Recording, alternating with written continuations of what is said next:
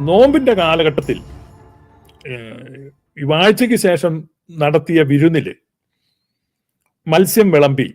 അവിടെ മാംസമൊന്നും വിളമ്പിയിട്ടില്ല, മത്സ്യമാണ് വിളമ്പിയത്. മത്സ്യം വിളമ്പി എന്നുള്ളതാണ്. ഇത് നമ്മുടെ ഇടയ്ക്കുള്ള ഒരു തെറ്റിദ്ധാരണയാണ്. ഈ മലങ്കരയിൽ മാത്രം ഉള്ള ഒരു തെറ്റിദ്ധാരണയാണ്.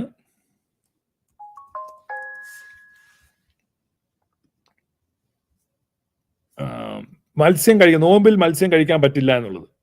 അപ്പൊ ലോകത്തുള്ള എല്ലാ ക്രിസ്തീയ സഭകളും നോമ്പില് മത്സ്യം അനുവദിച്ചിട്ടുള്ളതാണ്. ഈ മലങ്കരയിൽ മാത്രം ഉള്ള ഒരു തെറ്റിദ്ധാരണയാണ്. അതുപോലെ നോമ്പില് എങ്ങനെയാണ് നോമ്പ് അനുഷ്ഠിക്കുന്നതിനെ കുറിച്ച് 1940 അപ്രയം പ്രഥമൻ പാത്രിയർക്കീസ് ബാവ ഒരു കൽപ്പന പുറപ്പെടുവിച്ചിട്ടുള്ളതാണ്. അപ്രയം പ്രഥമൻ പാത്രിയർക്കീസ് ബാവ ആ കാലഘട്ടത്തിൽ മലങ്കരയില് ആ കൽപ്പന മലങ്കരയിൽ കിട്ടിയതുമാണ്. പക്ഷെ പിന്നെ നമ്മുടെ ആളുകൾ മീന് ഉപേക്ഷിച്ചിരിക്കുകയാണ് നോമ്പിൽ. It's a glad news for many. കാരണം നോമ്പില് മീന് വിലക്കില്ലെന്നുള്ളതാണ്. അപ്പൊ നോമ്പിനെ സംബന്ധിക്കുന്ന അപ്രയം പാത്രിയർക്കീസ് ബാവയുടെ കൽപ്പന പിൽക്കാലത്ത് കേരളത്തിലെ മലങ്കരയിലെ സഭകൾക്ക് വേണ്ടി പുറപ്പെടുവിച്ചൊരു കൽപ്പന ഞാൻ കാണിക്കാം. അതിതാണ്: സർവശക്തനായി സാരാംശ സമ്പൂർണനായി സ്വയംഭൂവായിരിക്കുന്ന നിത്യന്റെ തിരുനാമത്തിൽ എനിക്ക് സ്തുതി. അന്ത്യൊക്കെയുടെയും കിഴക്കൊക്കെയുടെയും ശ്ലൈഹിക സിംഹാസനത്തിന്റെ ഇഗ്നത്യസ് അപ്രയം പ്രഥമൻ പാത്രിയർക്കീസ്. നമ്മുടെ വാത്സല്യവാചനങ്ങളും അഭിയുന്ന മേൽക്കട്ടക്കാരുമായ ശ്ലൈഹിക സിംഹാസന പ്രതിനിധി മാർ യൂലിയോസ് മെത്രാപ്പൊലീത്ത, മലങ്കരയുടെ മാർ അത്താനാസ്യോസ് പൗലോസ് മെത്രാപ്പൊലീത്ത, കോട്ടയത്തിന്റെ അതിനോട് ചേർന്ന നിരണം തുമ്പൻ കൊല്ലം ഇടവകളുടെയും മുഖായൽ മാർ ദിവന്നാസ്യോസ് മെത്രാപ്പൊലീത്തയ്ക്കും, അങ്കമാലി ഇടവക സഹായകൻ മാർ ഗീവറീസ് മെത്രാപ്പൊലീത്തയ്ക്കും ഇങ്ങനെ ഇതുപോലെയാണ്. ശ്ലൈഹിക സിംഹാസനം നിങ്ങളുടെ ആത്മീയ ജീവിത നടപടികളെ കുറിച്ച് ജാഗ്രതയോടെ ശ്രദ്ധിച്ചുകൊണ്ടിരിക്കുകയും നിങ്ങളുടെ സൃഷ്ടിപരമായ കാര്യങ്ങൾക്ക് ഉതകുന്ന വിശിഷ്യ നിങ്ങളുടെ ആത്മാക്കളുടെ രക്ഷയ്ക്ക് പ്രയോജനീഭവിക്കുന്ന കാര്യങ്ങളിൽ പ്രയത്നിച്ചുകൊണ്ടിരിക്കുകയും. ഈ കൽപ്പന നിങ്ങൾ താഴോട്ട് വരുമ്പോൾ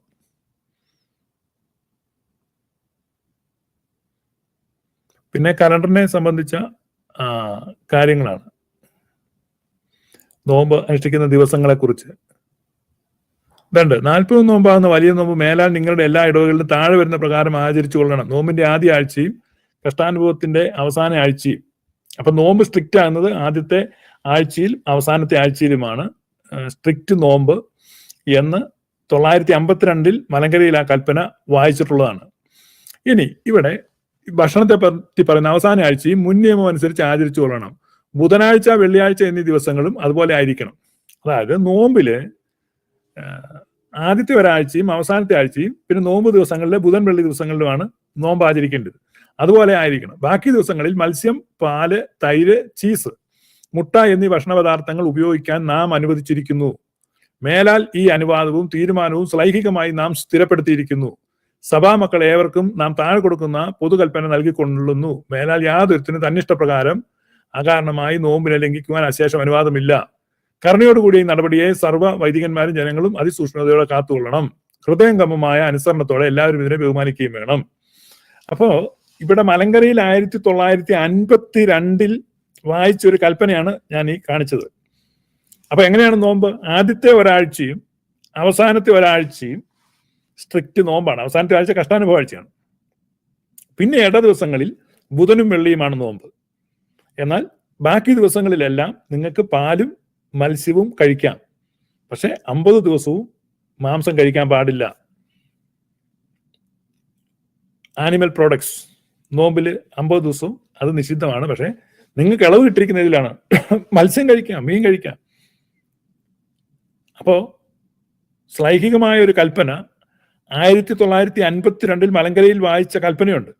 ഇതറിയാത്ത ആളുകളാണ് അവിടെ മീൻ വിളമ്പി എന്ന് പറഞ്ഞ് കിടന്ന് ബഹളം ഉണ്ടാക്കുന്നത്. നിങ്ങൾക്ക് മനസ്സിലായോ?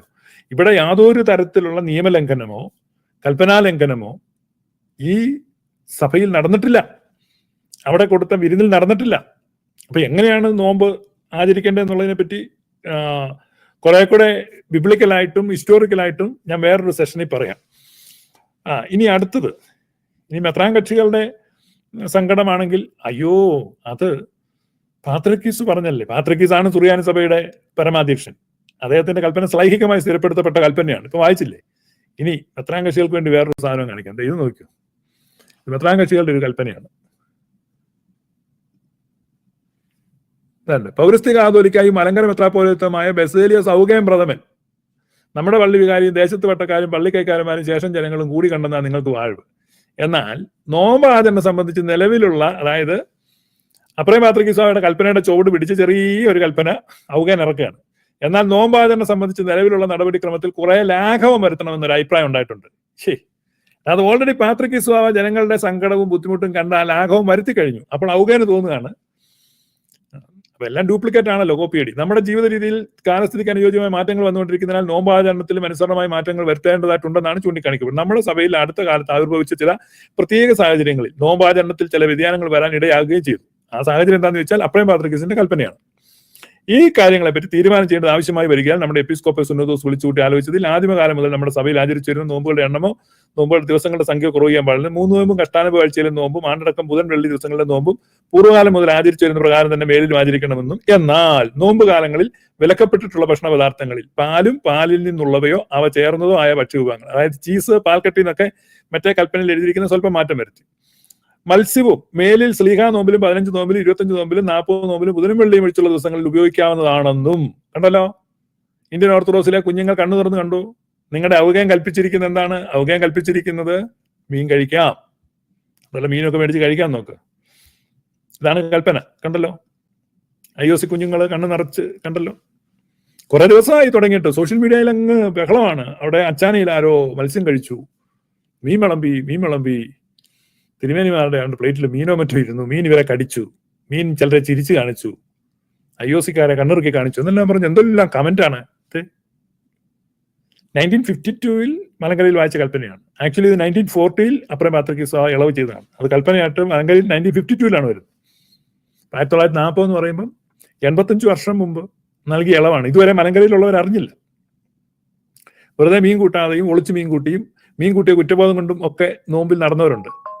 ഇപ്പം അവസാനത്തെ ഒരാഴ്ച കഷ്ടാനുഭവ ആഴ്ചയാണ് മത്സ്യവും മാംസവും വർജിച്ച് നോമ്പെടുക്കുന്നത്. ബാക്കിയുള്ള ദിവസങ്ങളിൽ ബുധനും വെള്ളി ഒഴിച്ചുള്ള ദിവസങ്ങളിൽ നിങ്ങൾക്ക് മീൻ കൂട്ടാം. ഇതൊരു സൗജന്യമല്ല, ഇത് ശ്ലൈഹിക കൽപ്പനയാണ്.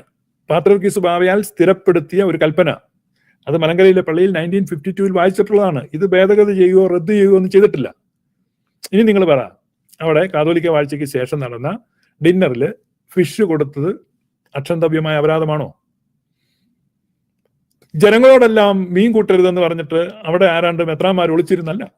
അവിടെ കൊടുത്ത ഡിന്നർ പാത്രികീസ് ബാവ അടക്കമുള്ള അതിഥികളായ വിവിധ സഭാ മേലധ്യക്ഷന്മാരടക്കമുള്ള എല്ലാ മെത്രാപ്പോലിത്തമാരും എല്ലാ ജനങ്ങളും ഒറ്റ സ്ഥലത്തിരുന്ന് ഒരേ ഭക്ഷണം കഴിച്ച്, അല്ലാതെ ജനങ്ങൾക്ക് കൂണും പയറും കൊടുത്തിട്ട് മെത്രാന്മാർ അവിടെ ഒളിച്ചിരുന്ന് മീൻ തിന്നിട്ടൊന്നുമില്ല.